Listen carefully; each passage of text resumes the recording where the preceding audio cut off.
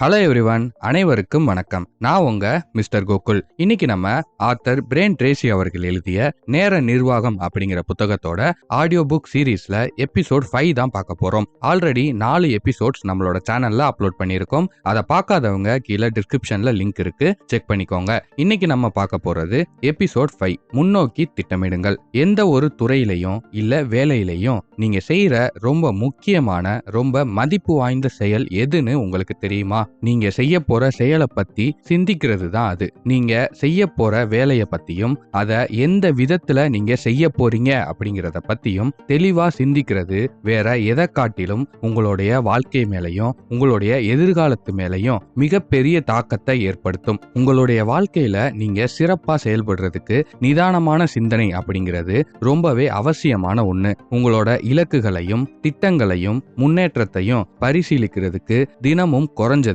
30 நிமிடங்கள் ஒதுக்கி அதை பத்தி நீங்க சிந்திக்கணும். இத செய்யறதுக்கான சரியான நேரம் அப்படிங்கிறது அதிகாலை பொழுதுதான். ஒரு விஷயத்தை பத்தி சிந்திக்கிறதுக்கும் திட்டமிடுறதுக்கும் கனவு காண்றதுக்கும் அதை உருவாக்குறதுக்கும் அதுக்கான நேரத்தை ஒதுக்கிக்கோங்க. அதிக செயற்திறன் கொண்ட அதிகாரிகளும் மற்ற ஊழியர்களும் தங்களோட வேலைகளை ஆரம்பிக்கிறதுக்கு முன்னாடி அவங்க என்ன செய்ய போறாங்க அப்படிங்கறத பத்தி பரிசீலிக்கிறதுக்கு, அனலைஸ் பண்றதுக்கு இந்த மாதிரி நேரத்தை ஒதுக்கிக்கிறாங்க. ஒரு சில விஷயத்த நீங்க செய்யறதுக்கு முன்னாடி நீங்க அதை பத்தி படிக்கணும், பரிசீலிக்கணும், சிந்திக்கணும். ஒவ்வொரு துறையிலையும் சக்சஸ்ஃபுல்லா இருக்க பல பேரோட கதைகளை திருப்பி பார்த்தோம்னா அதுல ஒரு பொதுவான விஷயத்த நம்ம பார்க்க முடியும். அது என்னன்னா, கடந்து வந்த வாழ்க்கைய பின்னாடி திரும்பி பார்க்கிறது, தங்களுக்கு நடந்த நிகழ்வுகளை மனசுல அசை போடுறது, தனிமையில அதிக நேரத்தை செலவிடுறது, முன்னோக்கி சிந்திக்கிறது. இதெல்லாம் தான் நீங்க வாழ்க்கையில மேன்மைத்துவம் அடையிறதுக்கான ஒரு ஆரம்பம் அப்படின்னு சொல்றாங்க. நீங்க யாரு, உங்களுக்கு என்ன வேணும், நீங்க நினைச்சதை அடையிறதுக்கு சிறந்த வழி எது அப்படிங்கறத பத்திலாம் நீங்க சிந்திக்கிறதுக்காக எப்போ சரியா நேரத்தை ஒதுக்க ஆரம்பிக்கிறீங்களோ அப்போதான் உங்களால மேன்மைத்துவத்தை அடைய முடியும். உங்களோட வாழ்க்கையையும் உங்களோட நடவடிக்கைகளையும் ஒரு பரந்த கண்ணோட்டத்துல மதிப்பீடு பண்ணுங்க. இன்னைக்கு நீங்க எங்க இருக்கீங்க, இன்னும் 5 வருஷம் கழிச்சு நீங்க எங்க இருக்க விரும்புறீங்க அப்படிங்கறத பத்தி சிந்திங்க. இன்னைக்கு நீங்க என்னென்ன விஷயங்கள்ல இன்வால்வ் ஆகியிருக்கீங்க அப்படிங்கிறத கவனிங்க.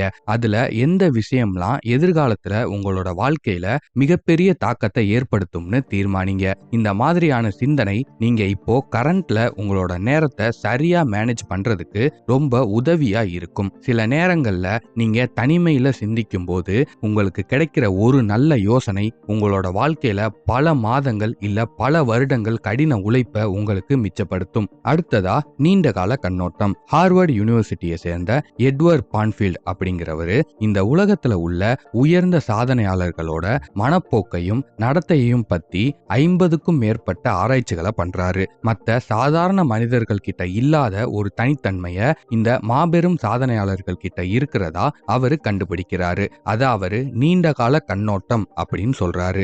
எந்த ஒரு துறையிலையும் அதிகமா சாதிக்கிறவங்க தங்களோட எதிர்காலத்தை பத்தி சிந்திக்கிறதுக்கும், அதாவது 10ல இருந்து 20 ஆண்டு காலம் அட்வான்ஸா சிந்திக்கிறதுக்கும், அந்த நேரத்துல அவங்க அவங்களோட தொழில் வாழ்க்கையையும் தனிப்பட்ட வாழ்க்கையும் அவங்க எந்த இடத்துல இருக்கணும் அப்படிங்கறத பத்தியும் முழுமையா தெளிவு பெறறதுக்கும் அவங்க நேரம் ஒதுக்குறாங்க.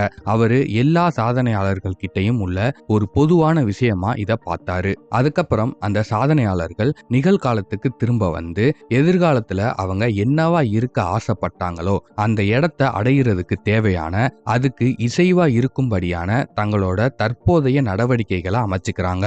ரொம்ப பவர்ஃபுல்லான இந்த மெத்தடை நீங்களும் பயன்படுத்தலாம். 2 இல்லைனா 3 வருஷம் முன்னோக்கி சிந்திச்சு உங்க வாழ்க்கை எப்படிலாம் எல்லா விதத்திலையும் கச்சிதமா இருக்கலாம் அப்படின்னு ஒரு கற்பனை பண்ணுங்க. உங்களுடைய தொழில் மிக சிறப்பா இருந்தா அது எப்படிலாம் காட்சியளிக்கும்னு தெளிவா கற்பனை பண்ணுங்க. இந்த எதிர்காலத்து கண்ணோட்டத்தை வச்சு உங்க வாழ்க்கையையும் வேலை சூழலையும் எப்படிலாம் கச்சிதமா இருக்கும்னு விவரிங்க. அதுக்கப்புறம் இப்போ நீங்க செஞ்சிட்டு இருக்கிற விஷயங்கள் நீங்க எதிர்பார்க்கிற உங்களோட எதிர்கால வாழ்க்கைக்கு இசைவா இருக்கான்னு உங்களை நீங்களே கேட்டுக்கோங்க. அதே மாதிரி இன்னைக்கு நீங்க இருக்க இடத்துல இருந்து அந்த எதிர்கால இடத்தை போய் சேர்றதுக்கு நீங்க என்னென்ன நடவடிக்கைகள்லாம் எடுக்கணும்னு தீர்மானிங்க. இப்படி முன்னோக்கி சிந்திச்சுட்டு திரும்ப பின்னோக்கி நிகழ்காலத்துக்கு வந்து களத்துல இறங்குறது பல சாதனையாளர்கள் கடைபிடிக்கிற ஒரு வெற்றி பழக்கம். இந்த பழக்கத்தை நீங்களும் ஃபாலோ பண்ணலாம். அடுத்ததா நிகழ்காலத்தில் சிறந்த சிறப்பான தீர்மானங்களை மேற்கொள்ளுங்கள். எடுத்துக்காட்டுக்கு சொல்லணும்னா, ஒரு சின்ன பொண்ணு அவ வளர்ந்து பெரியாளா ஆனதுக்கு அப்புறம் ஒரு தொழில் ஆரம்பிச்சு அதுல ரொம்ப சக்சஸ்ஃபுல்லா இருக்க போறதா அந்த பொண்ணு தீர்மானம் பண்ணிருக்குன்னு வச்சுப்போம். இந்த நீண்டகால கண்ணோட்டத்தை மனசுல வச்சு தனக்கு நல்ல காலேஜ்ல சீட் கிடைக்கணும்னு அவ தன்னோட உயர்நிலை பள்ளியில அதிக மதிப்பெண் எடுக்கணும்னு கூடுதலா அதிக நேரம் படிக்கிறா. பள்ளி படிப்பை வெற்றிகரமா முடிச்சிட்டு கல்லூரிக்கு போனோன அவ கடினமான பாடங்களை தேர்ந்தெடுக்கிறா. அதுலயும் நல்ல மதிப்பெண் வாங்கணும் அப்படிங்கிறதுக்காக மற்ற மாணவர்களை விட அதிக நேரம் படிக்கிறா. இப்படி பல வருட கடின உழைப்போட விளைவாகவும் பொழுதுபோக்கு, விருந்துகள், விளையாட்டு, ஊர் சுத்துறது போன்ற விஷயங்களை தியாகம் பண்ணதுக்கான விளைவாகவும் மிகப்பெரிய யூனிவர்சிட்டியில அதிக மதிப்பெண்களோட அந்த பொண்ணு பட்டம் வாங்குறா. கடைசியா ஒரு மிகப்பெரிய நிறுவனம் அந்த பொண்ணை வேலைக்கு எடுத்துக்கிறாங்க. எதிர்காலத்தை பத்தி எதுவுமே சிந்திக்காம இருந்த தன்னோட சக மாணவர்களை விட அந்த பொண்ணுக்கு அதிகமான சம்பளம் கிடைக்குது. அது மட்டும் இல்லாம ரொம்ப சீக்கிரமாவே பதவி உயர்வுகளும் கிடைக்குது. எதிர்காலத்துல நீங்க யாரா ஆக விரும்புறீங்க அப்படிங்கறத பத்தி ஒரு தெளிவான முடிவு உங்கள்கிட்ட இருக்கும்போது நிகழ்காலத்துல நீங்க சிறப்பான தீர்மானங்களை மேற்கொள்றது உங்களுக்கு ரொம்பவே சுலபமான ஒன்னா இருக்கும். நீண்டகால கண்ணோட்டம் உங்களோட குறுகிய கால தீர்மானங்களை மேம்படுத்தும் அப்படிங்கிறது ரூல். நீங்க எங்க போய்கிட்டு இருக்கீங்க அப்படிங்கறத பத்தி உங்களுக்கு தெரியலனா நீங்க எந்த பாதையில வேணாலும் போகலாம். நீண்டகால கண்ணோட்டத்தை வளர்த்தெடுக்கிற இந்த பழக்கம் ரொம்ப சக்தி வாய்ந்த ஒரு பழக்கம். எதிர்காலத்தை பத்தி முன்னோக்கி சிந்திச்சுட்டு அப்புறம் நிகழ்காலத்தை பத்தி பின்னோக்கி பார்க்கறது மூலமா நீங்க செய்ய வேண்டிய விஷயங்களையும் நீங்க தவிர்க்க வேண்டிய தவறுகளையும் உங்களால பார்க்க முடியும். உங்களுடைய வேல்யூஸ் என்ன அப்படிங்கிறத தெளிவுபடுத்துறதுக்கு இந்த பயிற்சி உங்களுக்கு ரொம்ப உதவியா இருக்கும். இன்னைக்கு நீங்க செஞ்சிட்டு இருக்கிற விஷயங்கள் நீங்க ஆசைப்பட்ட எதிர்காலத்தை நோக்கி உங்களை அழைச்சிட்டு போகக்கூடிய விதத்துல உங்களோட நேரத்தையும் நடவடிக்கைகளையும் ஒழுங்கமைக்கிறதுக்கு தேவையான கருவிகளை இந்த பயிற்சி உங்களுக்கு கொடுக்கும். அடுத்ததா நேர நிர்வாக உத்திகளை கற்றுக்கொள்ள தயாராகுங்கள். நீங்க போக விரும்புற இடத்தை நோக்கி நீங்க பயணிக்கல அப்படின்னா நீங்க அந்த இடத்துக்கு வேகமா போக வேண்டிய அவசியம் இல்ல. நீங்க போக தீர்மானிச்சிருக்கிற ஒரு டைரக்ஷன்ல நீங்க போகல அப்படின்னா அங்க வேகமா போறதுக்கு நீங்க உங்க நேரத்தை நிர்வகிப்பதுல எந்த அர்த்தமும் இல்ல.